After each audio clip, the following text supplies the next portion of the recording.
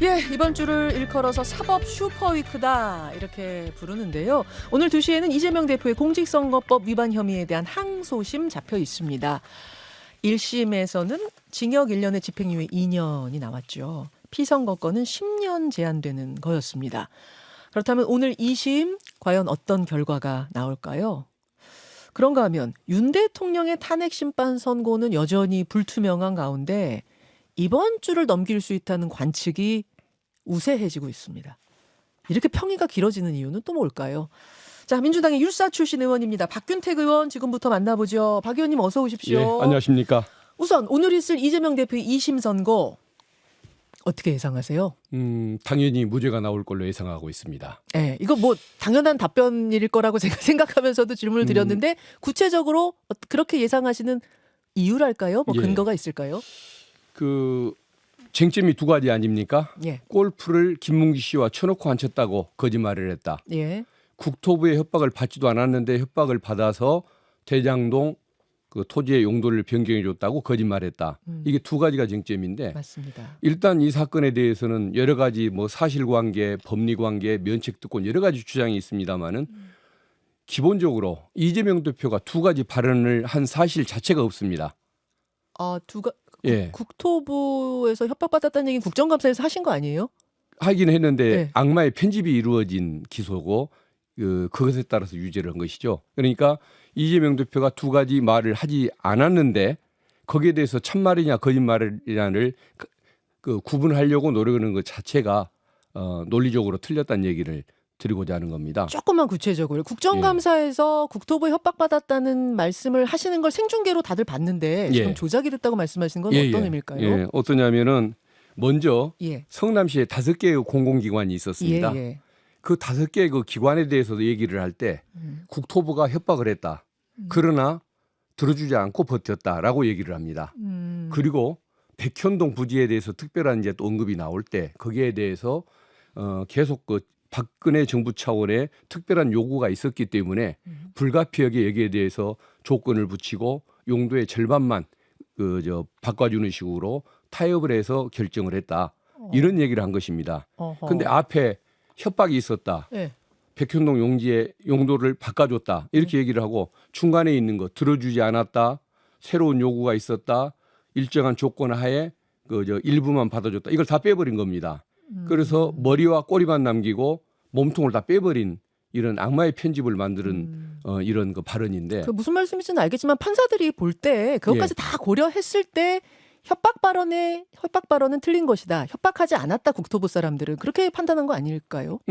근데 그 협박이 있었느냐 없었느냐 예. 이 부분은 심리적 압박을 받는 것은 최소한 당연할 거 아닙니까? 20차례가 넘게 공문으로 요구를 하고 그 대통령이 특별히 요구를 하는데 예. 거기에 대해서 압박을 안 받았다. 이것도 잘못된 말이고 압박이라는 말을 협박이라고 표현한 것이 그게 표현의 과장이거나 순간적인 표현의 실수일 수는 있지만 거짓말일 수는 없는 거 아니겠습니까? 자, 그게 이제 예. 하나라는 예, 말씀이시고 그래서 이제 그 1심 유죄도 뒤집힐 거다 그 말씀이신 거고요. 예, 그렇습니다. 하나가 이제 김문기 씨 관련된 건데 뭐 김문기 모른다 이런 거는 다 무죄가 났어요 1심에서도. 예. 다만 국민의힘이 제가 골프 친 것처럼 사진을 공개했는데 조작됐습니다. 예. 요 방송 발언이 이제 방송에서 허위 사실을 공표했다. 요게 유죄가 난 거거든요. 예. 이 부분에 대해서 어떻게 보세요? 골프를 친 것처럼 사진을 게시를 했더군요. 그런데 그 사진 그 경위를 알고 보니까 10명이 찍은 사진 중에 4명만 이렇게 찍은 것처럼 사진을 조작했더군요. 라고 얘기를 했습니다.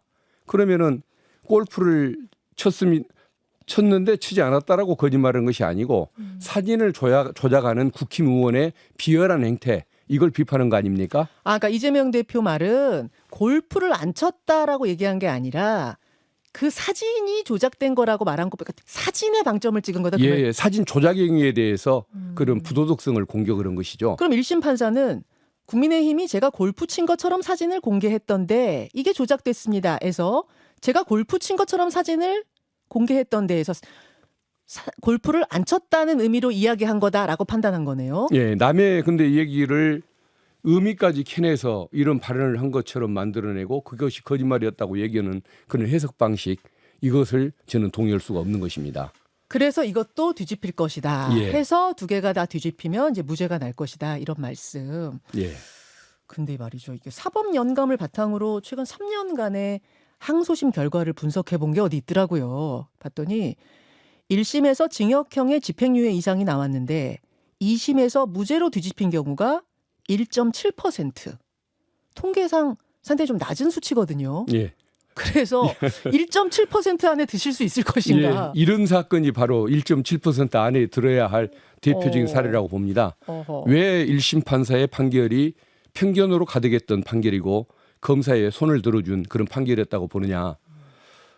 이 두 가지 해석, 이게 지금 문제가 있다는 걸 제가 말씀을 드렸지 않습니까? 근데 백현동 사건의 경우에 예. 국감장에서 발언은 국회 증언감정법으로 불이익을 받는 외에 다른 불이익을 받지 않는 걸로 법에 규정돼 있습니다. 예. 면책특권이 있습니다. 예. 그런데도 그 면책특권마저도 부정해버리고 유죄 판결을 내릴 정도로 이것은 편견에 가득한 판결이었기 때문에 우리가 믿는 다수의 법관들은 합리적이다. 라는 것을 그 상식을 믿는 입장에서 보면은 이 부분은 당연히 무죄가 날 수밖에 없다. 그렇게 말씀드리는 거고 그 1.7%에 해당해야 할 그 대표적인 사건이 이 사건이라는 점을 말씀드리고 싶습니다. 뭐 이게 무죄가 나면 예. 당연히 민주당은 이제 그동안의 부담 다 털고 이재명 대표도 훨훨 날아가실 수 있는 걸 테니까 그 경우보다도 좀 안 좋은 경우들은 어떤 것을 상정할 수 있는가 한번 생각해 볼게요. 1심을 2년 2개월 동안 심리를 했어요. 상당 기간 법리로 다퉜고 관련 공무원 한 5, 60명 정도가 나와서 증언도 했고. 근데 징역 1년에 집행유예 2년이 나왔거든요. 그런데 2심은 이재명 대표 측에서 신청한 증인 중에 딱 2명이 채택됐고 그 2명도 뭐 그렇게 유리한 증언을 한 건 아닌 걸로 지금 알고 있고요. 그렇다 보니 1심하고 2심에서 그 사이에 상황 변화가 거의 없지 않느냐. 그렇게 되면은 2심 판사가 1심 판사하고 아주 다른 판결을 할 수 있겠느냐? 이런 걱정하시는 민주당 분들도 계시더라고요. 예. 이게 어떤 그 사실관계의 문제도 있지만 예. 법리적인 해석의 문제, 판단의 문제가 가장 기본적으로 문제가 되는 사안입니다. 그 면책특권도 있고 그 심지어는 이 발언 자체 이것이 과연 이재명 대표가 한 적이 있는 발언이라고 볼 수가 있는 것이냐 이런 부분에 대한 어떤 상식적인 판단, 법리적인 판단에 관한 문제이기 때문에 증인 숫자가 뭐 적다라든가 예. 재판 기간이 짧다든가 이것은 예. 문제가 아닌 것 같습니다. 알겠습니다. 오늘 이제 당장 2시면은 결과가 나오니까요. 지금 7시 40분 진짜 몇 시간 안 남은 상황이기 때문에 제가 이 질문도 한번 드려볼게요. 오늘 결과가 말씀하신 대로 이제 무죄가 나오면 민주당도 한시름 덜고 이재명 대표도 정말 탄탄대로가 열릴 거다. 다들 그렇게 이야기합니다만 혹시 1심이 혹시라도 유지가 되면 조기 대선에 대비한 이른바 플랜 B 이런 이야기가 나오나요? 그런 얘기를 하는 분은 들어보지를 못했습니다. 무죄에 대한 확신이 있기 때문일 것이고 그리고 어떤 사법 피해자라는 인식도 분명하고 또 다수의 국민들, 당원들의 지지가 절대적이기 때문에 아마 그런 것이긴 하겠지만 아무튼 무죄에 대한 확신들도 있어서 그런지 그 플랜 B에 대한 얘기를 하는 분은 제 귀로는 들어본 적이 없습니다. 앞으로도 없을 것이다 확신하십니까? 예, 그렇습니다. 예. 설사 1심이 유지된다고 하더라도 대선에 못 나가는 건 아니잖아요. 3심 나오기 전에는 예, 무죄 그렇습니다. 추정의 원칙에 의해서. 예. 그럼 이재명 대표는 당연히 조기 대선 열리면은 나가실 거고요. 하지만 혹시라도 모르니 플랜 B를 만들어 놓자라는 주장도 나오기 어려운 상황이라고 생각하세요? 뭐 개인 욕심에 가득한 후보라도 있으면 그런 상황을 희망을 하겠지만 일반적으로 나라를 걱정하고 당을 걱정하는 당원들 민주진영의 사람들이라고 한다면 그런 생각은 안 할 걸로 저는 믿습니다. 알겠습니다. 민주당의 박균택 의원 지금 만나고 있습니다. 그나저나 윤 대통령 탄핵 심판 변론 종결된 지 이제 한 달이 지났는데 뭐 법으로야 180일 보장된다고 하지만 관례를 보면은 한 2주면은 나왔단 말입니다. 근데 지금 한 달 넘게 안 나오고 있는 상황. 왜 이렇게 길어지는 거라고 보세요? 그 국민 상식도 그렇고 법조계의 시각들도 그렇고 이것은 8대 0으로 파면 결정이 날 수밖에 없는 사안이라고 다들 믿어왔습니다. 그렇기 때문에 지금까지 선고가 늦어지는 것도 예. 윤석열 비청구인 쪽에서 주장하는 수많은 쟁점들 예. 또 국힘에서 주장하는 각하 주장들 이런 것들에 대해서 신중하게 논의를 하고 문제점을 극복해가는 과정에서 늦을 거라는 그런 신뢰를 지금까지 가져왔습니다. 예. 근데 이제 늦어지다 보니까 이제 뭔가 의혹을 이제 느낄 수밖에 없는 것이 현실인데 만약에 이번 주 안에도 선고가 안 되고 선고 기일 지정조차 이루어지지 않는다고 한다면 세간의 의혹대로 여기에 대해서 반대 의사를 표명하는 복권을 시키자라고 복위를 시키자라고 주장하는 헌법재판관들이 있어서 그럴 수도 있다는 의심이 이제 현실화되는 문제가 있다고 이제 봐야 할 것 같습니다. 그걸 전제로 이제 국민들이 경각심을 가지고 여기에 대해서 목소리를 내기 시작해야 할 것 같은데 대한민국 사회를 절단내는 상황으로 몰고 갈 수 있는 그런 소수라도 그런 재판관들의 그런 판단이나 주장은 없기를 지금 바라는 심정입니다. 그러니까 지난주만 해도 다들 그렇게 얘기했거든요. 특히 이제 민주당 분들 나오시면은 결론은 이미 났는데 탄핵으로 났는데 다듬느라 좀 시간이 걸리는 거다. 혹은 결론은 이미 탄핵으로 났는데 이왕이면 만장일치 8대 0 만드느냐고 마지막 뭐 그런 것들을 지금 하고 있는 게 아니겠는가 하셨는데 이번 주까지 이게 오고 또 이번 주도 넘어갈 수 있다라는 얘기가 나오니까 이제 민주당 안에서도 진짜 뭐 경론이 벌어진 거에 지금 이런 우려들을 하시는 건 거죠. 예, 상황을 알 수는 없지만 예. 그런 것일 가능성이 있기 때문에 예. 거기에 대해서도 경각심을 가져야 한다는 목소리가 이제 나오기 시작하고 거죠. 있고 저도 이제는 그 견해를 따를 수밖에 없는 그런 입장이 되어 있습니다. 이게 왜 그러냐면은 예. 만약에 예. 방심을 하다가 정말 그 탄핵 결정을 못하고 이대로 지나가 버리거나 또는 그 복위를 시키는 결정이 만약에 이루어진다고 한다면 민주정의 시민들이 앞으로 죄송합니다. 2년간 그것을 방관할 수는 없는 거 아닙니까? 대한민국이 절단나는 상황이 오겠죠. 그리고 저 내란죄의 피고인이 대통령이 되고 또 그 저 군을 통수한다고 했을 네. 때 또 어떤 일이 빚어질 것인가? 그리고 지금 기소돼서 재판받고 있는 사람들 다 석방되게 검찰을 통해서 뭐 그런 분위기를 만들어갈 것이고 심지어는 나중에 유죄가 나더라도 본인이 사면을 해줘 버리는 이런 만행이 저질러질 텐데 그런 상황을 어떻게 그 상식을 가진 다수의 국민들, 민주진영의 시민들이 내버려 두고 보고 있겠습니까? 그러면 대한민국은 거의 뭐 내전 상황 내지는 뭐 분열되는 상황으로 갈 텐데 생각이 있는 헌법재판관들이라고 한다면 예. 그런 사태는 만들지 않을 거라는 그런 굳은 뭐 기본적인 믿음은 있습니다만은 예. 그런 어쨌든 그 위기 예. 이런 것들에 대해서도 대비는 해야 한다는 생각이 듭니다. 그렇기 때문에 사실 거기까지는 상상도 안 했었는데 지금 너무 늦어지니까 좀 이제 이상하다. 이 경각심을 가져야 되나 이제 이렇게 됐단 말씀이세요. 예. 김민석 최고위원이 어제 SNS에다가 보이지 않는 손 이야기를 쓰셨더라고요. 뭔가 봤더니 윤석열 대통령 파면, 이재명 대표 유죄 그렇게 두 명을 동시에 제거하려는 모 언론의 시나리오가 현실화되는 거 아니냐 뭐 이렇게 말씀하셨던데 이게 무슨 의미입니까? 그분이 어떤 그 근거나 정보를 가지고 그런 말씀을 하는지는 모르겠습니다. 예. 저는 그 정도의 뭐 그 정보를 가지고 있지 않기 때문에 그분 말씀이 근거가 있는지 없는지에 대한 판단을 할 수는 지금 없는 입장인데 그럼에도 불구하고 그 말씀이 맞다는 전제하에 좀 대비를 할 필요는 있는 것 같습니다.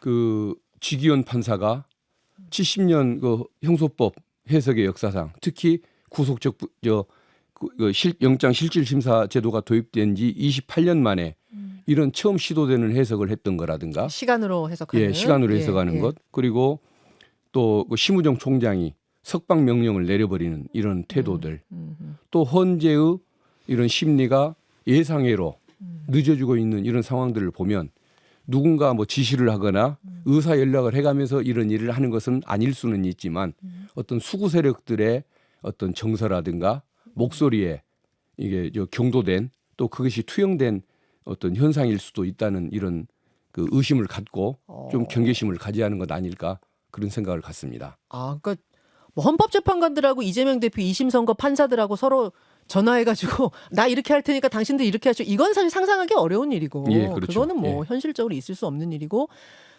박균택 의원 보시기에는 2심 전심으로 뭐 그런 것들이 좀 있진 않겠는가라는 우려다 그런 말씀으로 해석하면 됩니까? 예. 서울고법 지금 2심 뭐 재판관들에 대해서는 뭐 저는 그런 의심은 하지는 않습니다만은 어쨌든 그 지금 헌법재판소 문제에 대해서는 꼭 의심을 할 만한 요소가 전혀 없지도 않을 뿐만 아니라 워낙 중대한 사안이기 때문에 그런 위기 상황을 조금 우리가 인식은 하고 있어야 할 것 같다는 생각이 듭니다. 지금 윤 대통령 선고가 워낙 안 나오니까 이제 이런 얘기까지도 하시는 거겠죠. 예, 맞습니다. 다만 우리가 이제 지난 서부지법 폭동 때도 봤지만 법원의 판단을 존중하고 그것을 민주주의의 기본으로 한다는 것을 흔들리면 안 되니까 이게 또 뭐 압박으로 법원이나 헌재에 느껴지거나 그래서는 안 될 것 같고요. 예. 알겠습니다. 그나저나 한덕수 총리는 탄핵안 기각되고 대행 업무에 복귀한 지 이틀 지났는데요. 마은혁 헌법재판관 임명하라 이 요구는 계속 촉구하고 계시는 거죠? 예, 그것은 당연한 것입니다. 임명할 분위기 좀 감지됩니까? 아마 저 정부 여당 사람들 중에 정상인이 별로 저는 없다는 생각을 하고 있습니다. 그것도 무슨 생각이실까요? 그러니까 네. 헌법을 어기고 법을 어기면서도 표정 하나 변하지를 않고 헌법재판소가 명령을 해도 안 듣고 있지 않습니까? 그런 저런 행태를 보면은 네. 저건 아마 이번에도 임명을 안 하려고 할 가능성이 분명히 있을 것 같습니다. 그런데 지금 한덕수 총리 탄핵은 기각했지만 예. 그 미임명 행위가 헌법을 위반하는 것이라는 것이 다수의 의견이고 그렇죠. 특히 그 이후에 최상목 그 부총리가 임명하지 않은 행위 네. 이것은 헌법에 위반된 것이기 때문에 임명해야 한다라고 헌재가 권한쟁의 심판 때 결정을 했지 않습니까? 예. 그러면 당연히 한덕수 총리는 임명을 해야 하는 것인데 예. 아마 지금까지 보여온 행태로 보면은 그런 신뢰를 보내기가 좀 어려운 것이 현실인 것 같습니다. 그러니까 결국은 그 국회가 선출한 지 90일이 지났는데 이것을 임명하지 않고 미임명 상태에서 대통령 탄핵 심판을 유리하게 끌어가겠다는 것인데 저걸 어떻게 정상적인 공직자라고 볼 수 있겠습니까? 네. 예, 참 의심스럽습니다. 그래서 한덕수 권한대행의 재탄핵을 시사하는 발언을 어제 박찬대 원내대표가 하셨어요. 이거 그냥 촉구성입니까? 아니면 정말로 재탄핵 갈 수도 있는 건가요? 일단은 촉구성인데 예. 끝내 임명을 거부한다고 한다면 본인들은 헌법을 안 따르겠다는 거 아닙니까? 헌법재판소 결정도 무시하겠다는 거 아닙니까? 그러면서 국민한테는 나중에 승복하라고 지금 얘기들을 하고 있지 않습니까? 예. 저 정상인들이 아니지 않습니까? 그런 사람이 공직에 계속 남아 있어도 되겠습니까? 그래서 저는 당연히 끝내 임명을 거부하고 헌법을 어기고 헌법재판소법까지 어긴다고 한다면 예. 그건 형법상의 직무유기 범죄도 성립하지만 일단 공직에서 저는 배제를 해야 한다는 것이 제 생각입니다. 그래서 당론이 어떻게 갈지는 모르겠지만 저는 뭐 재탄핵을 해도 뭐 충분히 가능한 사안이다라는 생각이 듭니다. 최상목 이제는 부총리가 다시 제자리에 돌아가서 이제 부총리가 됐네요. 최상목 부총리 탄핵도 그대로 하고 한덕수 총리 재탄핵해서 이른바 이제 쌍탄핵 필요하다면 거기도 갈 수 있다는 이게 촉구성만은 아니다. 저는 최상목에 대해서는 예. 당연히 진행을 해야 한다고 봅니다. 그 사람이 직무대행에 있을 때 그 어떤 뭐 탄핵을 하면 그 뒤에 더 좋은 후발주자가 기다리고 있어서 뭔가 실리를 기대하고 탄핵을 했던 것이 아니라 참을 만큼 참았는데 계속 불법을 감행하는 걸 보면서 저건 공직자로서의 자질이 없다라고 해서 응징 차원에서 했던 것인데 이제 와서 그 뭐 권한대행을 벗었다고 해서 봐줘야 할 이유는 없기 때문에 저는 정치적인 상황에 상관없이 응징을 해야 한다는 생각을 가지고 있습니다. 어떤 의미인지 이해가 됩니다만 다만 이게 정치적으로 실익이 있는가 요거에 대해서 우려하시는 분도 계세요. 무슨 말이냐면 이미 한덕수 총리 헌재에서 그 임명 안 하는 거 위헌이긴 하지만 파면에 이를 정도는 아니다라고 판단을 해서 기각이 됐잖아요. 예. 또 올라가도 또 기각되는 거 아니에요? 근데 이번에는 의미가 다르죠. 김복형 재판관이 한덕수 총리에게 유리한 결정을 했는데 예. 좀 그 임명을 판단하는 데는 상당한 기일이 필요할 수도 있었던 거 아니냐. 그 설명 붙였죠. 예. 예. 그런데 예. 그 탄핵은 이후로 지금 90일 가까이가 흘러가고 있습니다. 예. 그리고 헌법재판관들이 누굽니까 최상목 여기에 대해서 권한쟁의 심판 때 임명을 해야 맞다라고 분명히 판단했기 때문에 그때와 지금은 상황이 달라졌습니다. 지금도 안 한다고 한다면 네. 그것은 범죄고 또 어떤 그 명백한 헌법에 대한 도전이라고 봐야겠죠. 그러니까 저는 충분히 그 재탄핵 사유가 된다고 믿는 입장입니다. 그렇게 보시는군요. 국민의힘에서는 특히 이제 안철수 의원 같은 분들이 지금 이재명 대표 탄핵 당뇨병이 중증이다. 어제 그렇게 말씀하셨더라고요. 줄탄핵, 줄기각 여기에 대해 사과해야 되는 거 아니냐 이런 요구가 빗발치는데요. 어떻게 안철수 보세요? 구분에 대해서는 저는 뭐 평가하고 싶지는 않은 분입니다만은 그래도 또 앵커께서 질문하시니까 답을 하겠습니다. 예. 그런 공직자들이 예.